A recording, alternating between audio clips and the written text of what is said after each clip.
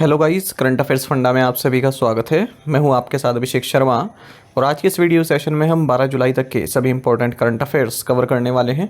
हमेशा की तरह आप इस वीडियो को अंत तक जरूर देखिएगा, आज भी आपको काफ़ी कुछ जानने के लिए मिलेगा। तो सेशन की शुरुआत क्वेश्चन ऑफ द डे से करते हैं। इसका आंसर आपको अभी कॉमेंट बॉक्स में करना है।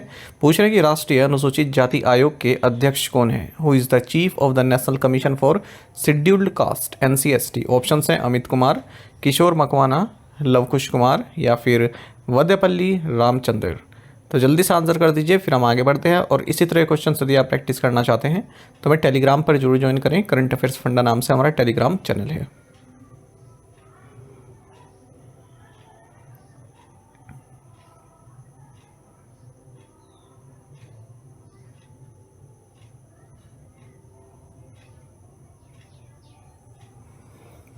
When is the international Malala day observed? अंतर्राष्ट्रीय मलाला दिवस कब मनाया जाता है? ऑप्शंस आपके सामने हैं और सही आंसर ऑप्शन ए रहेगा, जुलाई 12। आपको जानना चाहिए कि हर साल 12 जुलाई को इंटरनेशनल मलाला डे ऑब्जर्व किया जाता है। नोबेल लॉरिएट मलाला यूसुफजई का आपने नाम सुना ही होगा, तो उन्हीं के सम्मान में ये डे ऑब्जर्व किया जाता है। आपको जानना चाहिए मलाला ने साल 2014 में 17 साल की एज में नोबेल पीस प्राइज़ भी जीता है, क्योंकि गर्ल्स एजुकेशन को एडवोकेट ये करती रही हैं। आपको बता दें इस डे की शुरुआत 12 जुलाई 2013 में की गई थी, क्योंकि 2012 में तालिबान गनमैन द्वारा पाकिस्तान में इन्हें शॉट कर दिया गया था, क्योंकि जो फीमेल एजुकेशन पर रिस्ट्रिक्शंस हैं उनके खिलाफ इन्होंने आवाज़ उठाई थी। आपको जानना चाहिए 12 जुलाई को ही पेपर बैग डे भी ऑब्जर्व किया जाता है। 1852 में फ्रांसिस वॉले, जो कि एक स्कूल टीचर हैं, इन्होंने पेपर बैग्स प्रोड्यूस करने की फर्स्ट मशीन इन्वेंट की थी। आपको जानना चाहिए 12 जुलाई को ही international day of combating sand and dust storms भी ऑब्जर्व किया जाता है। What was the value of the RBI's Financial Inclusion Index FI index in March 2024? मार्च 2024 में RBI के वित्तीय समावेशन सूचकांक का मूल्य क्या था? सही आंसर ऑप्शन डी है, 64.2। आपको जानना चाहिए कि रिजर्व बैंक ऑफ इंडिया का financial inclusion index FI index, जो कि हमारे देश में जो फाइनेंशियल इंक्लूजन है वो किस एक्सटेंट तक पहुंचा है, इसको मेज़र करता है। ये मार्च 2024 में 64.2 था, जबकि एक साल पहले मार्च 2023 में 60.1 ये रहा है। तो रीज़न ये रहा इसके बढ़ने का, क्योंकि जितने भी सब इंडियासाइज हैं उन सब में अच्छी ग्रोथ देखने के लिए मिली है। आपको बता दें इसमें जो फाइनेंशियल इंक्लूजन कैप्चर किया जाता है वो 0 से 100 के स्केल पर किया जाता है। 0 मतलब कंप्लीट फाइनेंशियल एक्सक्लूजन, ठीक है, और 100 के पास जितना जाएंगे इसका मतलब फुल फाइनेंशियल इंक्लूजन। तो 64.2 है, यानी कि फाइनेंशियल इंक्लूजन की ओर हम बढ़े हैं। आपको जानना चाहिए इसमें 3 ब्रॉड पैरामीटर्स हैं। पहला है एक्सेस, जिसका वेटेज 35% है इस इंडेक्स में। दूसरा है यूजेस, जिसका वेटेज 45% है, और 20% वेटेज के साथ क्वालिटी थर्ड ब्रॉड पैरामीटर है। आपको जानना चाहिए 97 इंडिकेटर्स इसमें यूज़ किए जाते हैं। फाई इंडेक्स को RBI ने 2021 में डेवलप किया था, कोई भी इसका बेस ईयर नहीं है, और ये हर साल जुलाई के महीने में पब्लिश किया जाता है। विच party won the most seats in the 2024 European parliament election? 2024 के यूरोपीय संसद चुनाव में किस पार्टी ने सबसे अधिक सीटें जीती? ऑप्शंस आपके सामने हैं। सही आंसर ऑप्शन बी रहेगा, द यूरोपियन पीपल्स पार्टी। आपको जानना चाहिए 2024 यूरोपियन पार्लियामेंट इलेक्शन हाल ही में संपन्न हुए यूरोपियन यूनियन के, और आपको बता दें 10th पार्लियामेंट्री इलेक्शन रहे हैं जब से इनकी शुरुआत हुई 1979 से, और ब्रेक्सिट के बाद ये पहले यूरोपियन पार्लियामेंट इलेक्शन रहे हैं। Total 720 members of European parliament elect किए गए, और 27 मेंबर स्टेट्स के 450 मिलियन पीपल ने इसमें जो है पार्टिसिपेट किया है। आपको बता दें 361 सीट्स चाहिए होती है मेजोरिटी प्राप्त करने के लिए। Centre right European People's Party, जिसका नेतृत्व उर्सुला वॉन डेर लेयन करती हैं, इन्होंने मोस्ट सीट्स जीती हैं इस यूरोपियन पार्लियामेंट में। आपको जानना चाहिए European parliament second largest democratic electorate है पूरे वर्ल्ड में भारत की पार्लियामेंट के बाद, और 5 साल के लिए यहाँ पर रिप्रेजेंटेटिव चुने जाते हैं यूनिवर्सल सफरेज के थ्रू। आपको बता दें पार्लियामेंट का हेडक्वार्टर्स स्ट्रासबर्ग फ्रांस में है, और इसका एडमिनिस्ट्रेटिव ऑफिस लक्समबर्ग सिटी में है। Which two countries agreed to increase their bilateral trade to $100 billion by 2030? कौन से दो देश 2030 तक अपने द्विपक्षीय व्यापार को 100 बिलियन US तक बढ़ाने पर सहमत हुए? सही आंसर ऑप्शन सी रहेगा, इंडिया एंड रशिया। आपको जाना चाहिए भारत और रशिया सहमत हुए हैं कि हम 2030 तक अपना जो बायलैटरल ट्रेड है, द्विपक्षीय व्यापार है, उसको 100 बिलियन US तक ले जाएंगे। साथ ही वेस्टर्न सैंक्शंस को बाईपास करने के लिए हम अपनी नेशनल करेंसीज को यूज़ करेंगे ट्रेड के लिए।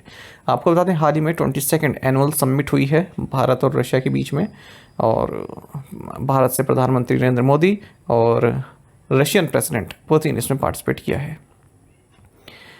रशिया ये भी एग्री हुआ है कि हम जो इंडियन डायस्पोरा है रशिया में, उनके लिए 2 नए कॉन्सुलेट ओपन करेंगे, एक तो काजान में और एक येकातेरिनबर्ग में। साथ ही भारत यूरेशियन इकोनॉमिक यूनियन के साथ भी पैक्ट साइन करना चाहता है, इस पर भी चर्चा हुई है। यूरेशियन इकोनॉमिक यूनियन में आते हैं रशिया, बेलारूस, कजाकिस्तान, किर्गिस्तान और Armenia. Which country chaired its first meeting as chair of the Colombo process?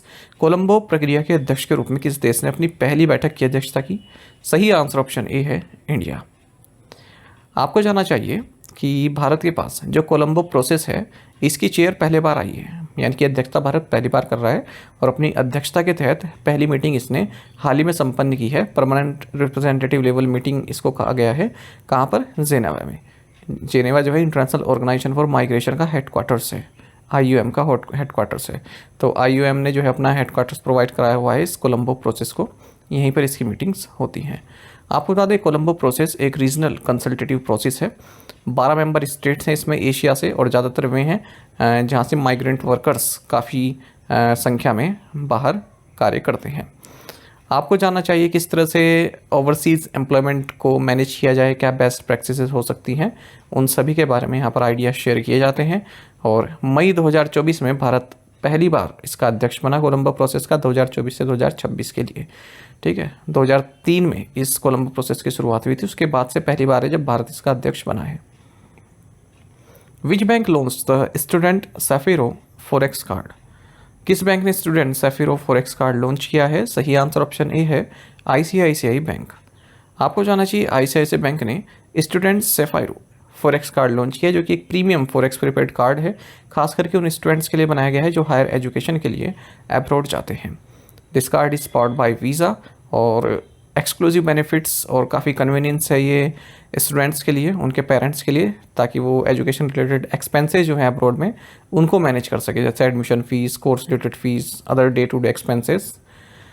आपको बता दें ये कार्ड से जो है आप 15 करेंसीज में जो है ट्रांजैक्शन कर सकते हैं, लोड कर सकते हैं, किसी भी तरह का क्रॉस करेंसी मेकअप चार्ज दिए बिना। What is the name of the health plan launched by 197 Communications Limited for its merchant partners? 197 Communications Limited द्वारा अपने व्यापारी भागीदारों के लिए शुरू की गई स्वास्थ्य योजना का नाम क्या है? सही आंसर ऑप्शन बी है, हेल्थ साथी। आपको जानना चाहिए 197 Communications Limited जो कि पेटीएम ब्रांड को ओन करता है, इसका ओनर है, इसने हेल्थ साथी जो कि एक exclusive health and income protection plan है जो इसने अपने मर्चेंट पार्टनर्स के लिए लॉन्च किया है। इसे अवेलेबल कराया है पेटीएम फॉर बिजनेस ऐप पर।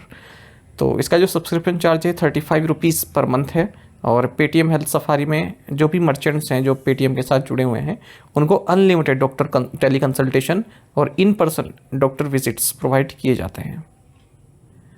Which Indian was named ICC's Women's Player of the Month for June? किस भारतीय को जून के लिए ICC महिला खिलाड़ी नामित किया गया? सही आंसर ऑप्शन बी है, स्मृति मंदाना।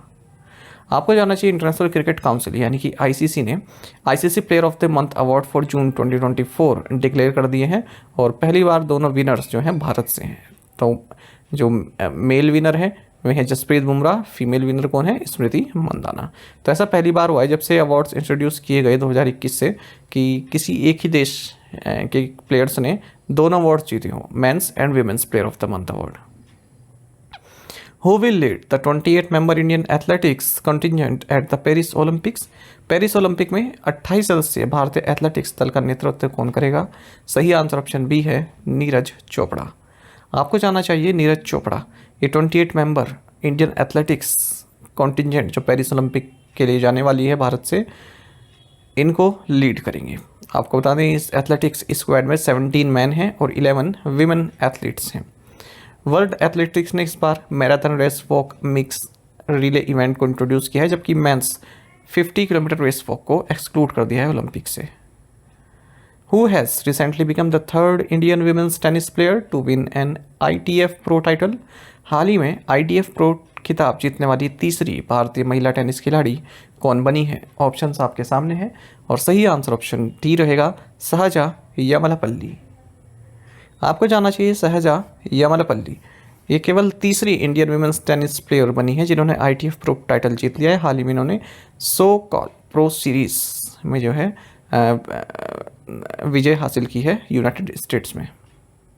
आपको जानना चाहिए इससे पहले ये कीर्तिमान सानिया मिर्जा और करमान थंडी अचीव कर चुके हैं। Who won the world's first ever Miss AI beauty pageant? विश्व की पहली मिस AI कौन बनी है? सही आंसर ऑप्शन सी है, केंजा लाली। आपको जानना चाहिए Moroccan AI influencer Kenza Layli ये वर्ल्ड की first ever AI beauty pageant बनी है। ठीक है, आप कह सकते हैं मिस AI बनी है। इनको क्रिएट किया गया है मोरक्को की मैरियम बेसा के द्वारा। आपको जानना चाहिए $20,000 का ग्रैंड प्राइज इनको दिया गया है। और बाकी आपको जानना चाहिए जो कंपटीशन है ये वर्ल्ड AI क्रिएटर अवार्ड्स जो है फैनव्यू जो क्रिएटर कंटेंट वेबसाइट है इसके साथ मिलकर आयोजित किया गया। Which state government has announced free higher education policy for economically weaker section EWS, socially and economically backward classes and OBC girls? किस राज्य सरकार ने आर्थिक रूप से कमजोर वर्ग, सामाजिक और आर्थिक रूप से पिछड़े वर्ग और OBC की लड़कियों के लिए मुफ्त उच्च शिक्षा नीति की घोषणा की? सही आंसर ऑप्शन सी है, महाराष्ट्र। आपको जानना चाहिए हाल ही में महाराष्ट्र ने माझी लड़की बहन स्कीम अनाउंस की थी जिसमें 21 से 60 साल तक की वुमेन को 1500 रुपये की मंथली फाइनेंशियल सपोर्ट दिए जाते हैं।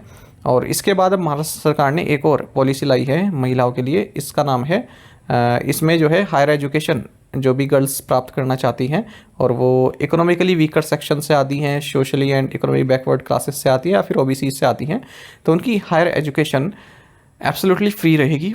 क्राइटेरिया ये है कि जो एनुअल इनकम है उनकी फैमिलीज़ की वो 8 लाख इससे कम होनी चाहिए। और 2024-25 से ही इस डिसीजन को इम्प्लीमेंट किया जाएगा। 906 करोड़ रुपए का बजट इसके लिए रखा गया है। आपको जानना चाहिए महाराष्ट्र लेजिस्लेटिव काउंसिल ने हाल ही में एक रेजोल्यूशन भी पास किया है जिसके तहत मुंबई के 7 रेलवे स्टेशन का नाम चेंज करने की बात की गई है। तो ये है कर्वे रोड स्टेशन, इसको लाल बाग नाम दिया जाएगा, मैरीन लाइंस को मुंबा देवी, चरनी रोड को गिरगांव और सेंट्रस रोड को डोंगरी, कॉटन ग्रीन को काला चौकी, डोकयार्ड रोड को मचगांव और किंग सर्कल को तीर्थंकर पार्श्वनाथ नाम दिया जाएगा। Which 3 states had the highest share of informal sector enterprises in both rural and urban areas in 2022-23? 2022-23 में किन 3 राज्यों में ग्रामीण और शहरी दोनों क्षेत्रों में अनौपचारिक क्षेत्र के उद्यमों की हिस्सेदारी सबसे अधिक थी? सही आंसर ऑप्शन डी है, उत्तर प्रदेश, वेस्ट बंगाल एंड महाराष्ट्र। आपको जाना चाहिए उत्तर प्रदेश, वेस्ट बंगाल और महाराष्ट्र। ठीक है, इनमें इनका हाईएस्ट शेयर रहा है। यदि हम इनफॉर्मल सेक्टर एंटरप्राइजेस की बात करें, चाहे वो रूरल एरियाज़ में हो या फिर अर्बन एरियाज़ में हो 2022-23 में, तो ऐसा latest annual survey of unincorporated enterprises release किया गया है ministry of statistics and programme implementation द्वारा, उसमें शो किया गया है। तो उत्तर प्रदेश ने 13.83% शेयर है इनफॉर्मल सेक्टर एंटरप्राइजेस का, और उसके बाद फिर वेस्ट बंगाल आता है जो सेकंड पोजीशन पर है और जिसका कि 12.04% है, और फिर महाराष्ट्र आता है 9.37% इनफॉर्मल सेक्टर एंटरप्राइज शेयर के साथ। आपको बताते हैं जो लोएस्ट शेयर है इनफॉर्मल सेक्टर एंटरप्राइजेस का, ये उत्तराखंड, आसाम, छत्तीसगढ़, दिल्ली एंड जम्मू एंड कश्मीर में रिकॉर्ड किया गया। Which country build a new presidential palace in Vanuatu? किस देश ने वानुअतु में नया राष्ट्रपति भवन बनाया है? सही आंसर ऑप्शन ए चाइना है। आपको जानना चाहिए चाइना ने जो साउथ पैसिफिक नेशन है वानुअतु, इसमें नया प्रेसिडेंशियल पैलेस बनाया है। वानुअतु जो है चाइना के जो है डेट के तले काफ़ी बुरी तरह से फंसा हुआ है। हालांकि चाइना का कहना है कि हमने जो है इनको अपनी तरफ से गिफ्ट किया है। वानुअतु की बात करें, कैपिटल पोर्ट विला है, करेंसी वातु है। Who received the spice award 2024 from ICR Indian Institute of Spices research. ICR भारतीय मसाला अनुसंधान संस्थान से स्पाइसेस पुरस्कार 2024 किसे प्राप्त हुआ है? सही आंसर ऑप्शन सी है, स्वप्ना कलिंगल। देखिए स्वप्ना कलिंगल, ये कलिंगल प्लांटेशन की ओनर हैं, इन्हें स्पाइस अवार्ड 2024 दिया गया है। ये award ICR Indian Institute of Spices Research द्वारा दिया गया है। The award has been given to her for her initiatives in enterprise diversification and integrated crop management strategy promoting a sustainable spice-based cropping system. Which firm supplied the indigenous chip-based 4G mobile base station to the Indian Army? किस company ने भारतीय सेना को स्वदेशी chip आधारित 4G mobile base station की आपूर्ति की? सही आंसर ऑप्शन बी रहेगा, सिग्नलट्रॉन। देखिए इंडियन आर्मी ने पहली बार indigenous chip based 4G mobile base station induct किया है और ये इसने प्रोक्योर किया है बेंगलोर बेस्ड फर्म सिग्नलट्रॉन से ई मार्केट प्लेस पोर्टल के द्वारा। आपको बता दें जो चिप यूज्ड हुई है सह्याद्री LTE बेस स्टेशन में, इसको डेवलप किया है सिग्नल चिप ने। तो जो मेजॉरिटी बेस स्टेशन हैं भारत में वो मेड इन इंडिया नहीं है, ठीक है, वो बाहर से ही इंपोर्ट किए जाते हैं, या अगर कोई मेड इन इंडिया भी है तो उसमें इंडिजीनियस चिप नहीं है inside. How much funding has been approved for the conservation project of the Great Indian Bustard (GIB) and Lesser Florican in India? Bharat में ग्रेट इंडियन बस्टर्ड और लेसर फ्लोरिकन के संरक्षण परियोजना के लिए कितनी धनराशि स्वीकृत की गई है? सही आंसर ऑप्शन बी है, 56 करोड़ रुपीज़। आपको जाना चाहिए ministry of environment, forest and climate change, इन्होंने 56 करोड़ रुपीज़ अप्रूव कर दिए हैं ग्रेट इंडियन बस्टर्ड और लेसर फ्लोरिकन के कंजर्वेशन के नेक्स्ट फेज के लिए 2024-29 तक के पीरियड के लिए। तो इसमें हैबिटेट डेवलपमेंट, इन सितु कंजर्वेशन और कंजर्वेशन ब्रीडिंग सेंटर ये सभी डेवलप किए जाएंगे। आपको बता दें ये जो कंजर्वेशन प्रोग्राम है 2016 से ही वाइल्ड लाइफ इंस्टीट्यूट द्वारा चलाया जा रहा है। जो ग्रेट इंडियन बस्टर्ड है और लेसर फ्लोरिकन है ये क्रिटिकली इंडेंजर्ड कैटेगरी में आती हैं और अब तक भारत में केवल 140 ग्रेट इंडियन बस्टर्ड और 1000 से भी कम फ्लोरिकन्स जो है मौजूद है। टू द पॉइंट क्वेश्चंस और उनके आंसर्स देख लेते हैं। Where is Indian Institute of Banking and Finance located? Mumbai. New Bharatiya Nyaya Sanhita has 358 sections against 511 in IPC. Who released her debut children's book, The Adventures of Edamama, Ed Finds a Home? Answer is Alia Bhatt. Srija Akula, who looks to participate in the upcoming Paris Olympics, will do it in which category? Table tennis. Santha Biotechnics, an Indian biotechnology company, was acquired by which multinational pharmaceutical and healthcare company? Answer is Sanofi. आप में से कई इसमें से बिल्कुल सही answer किया है। इसी तरह से आप पार्टिसिपेट करते रहिए। चलिए टू द पॉइंट क्वेश्चंस देख लेते हैं, इनका आंसर आपको अभी कमेंट बॉक्स में करना है। Which Central Asian country recently banned hijab? Where was the 41,000-year-old ostrich nest discovered? Who is the author of the book Manoj Bajpayee, The Definitive Biography? Which country's 8-time Olympic medalist in swimming has retired recently? Which country has become the first to compile a comprehensive checklist of its entire fauna? ये जो fourth question है ना, इसमें मैं name include करना भूल गया, ठीक है, पर यहाँ से भी आप आंसर दे दोगे, ठीक है। जब मैं इसका आंसर बताऊंगा तब आपको कंप्लीट जो है नेम के साथ इसका आंसर कर देंगे, ठीक है। यहाँ से भी आप बता दोगे 8 टाइम ओलंपिक मेडलिस्ट हैं स्विमिंग की, हाल ही में इन्होंने जो है रिटायरमेंट ली है, तो ये भी महत्वपूर्ण क्वेश्चन बन जाता है। बाकी 5 क्वेश्चन से आंसर आप कमेंट बॉक्स में दीजिएगा। यदि एक क्वेश्चन का आंसर भी आता है तो भी आप हमें कमेंट बॉक्स में अवश्य बताइएगा।